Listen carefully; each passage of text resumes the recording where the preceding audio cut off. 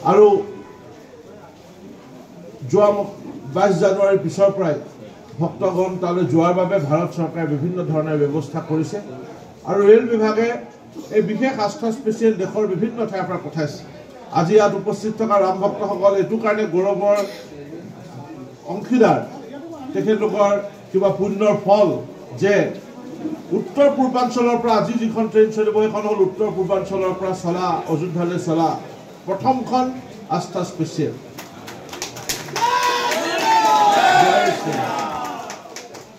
যোৱা 30 তাৰিখে 30 জানুৱাৰীত প্ৰথমখন ৰেল চলাৰ কথা আছিল জোনাই মুৰকং চেলেকৰ পৰা ধেমাজি জিলাৰ, কিন্তু বিভিন্ন অসুবিধাৰ কাৰণে ট্ৰেইনখন বাতিল হ'ল আৰু আজি এই প্ৰথমখন ট্ৰেইনত প্ৰায় 800ৰো অধিক ৰাম ভক্তক লৈ এই ৰেলখন অযোধ্যালৈ যাত্ৰা কৰিব খন্তেক সময়ৰ পিছতে। আৰু অহা কাইলৈ ইতিমধ্যে আমাৰ ডিভিজন ৰেলৱে মেনেজাৰ ডাঙৰীয়াই কৈছে যে অহা কাইলৈ গধূলি সন্ধ্যা আমাৰ এই ট্ৰেইনখন অযোধ্যা পাবগৈ।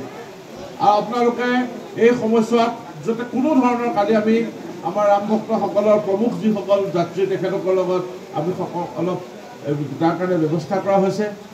কেইজনমান প্ৰমুখ লোকক দায়িত্ব দিয়া হৈছে। সকলো ৰাম ভক্তকে মই কৰজোৰে মিনতি কৰিছোঁ যাতে এই সময়ছোৱাত তেখেতসকলে বিশেষকৈ আমাৰ ইয়াত মই এজন ব্যক্তিক চিনাকি কৰি দিব খুজিছোঁ, তীৰ্থ বসুমতাৰী ডাঙৰীয়া। তীৰ্থ বসুমতাৰী ইয়াত উপস্থিত আছে।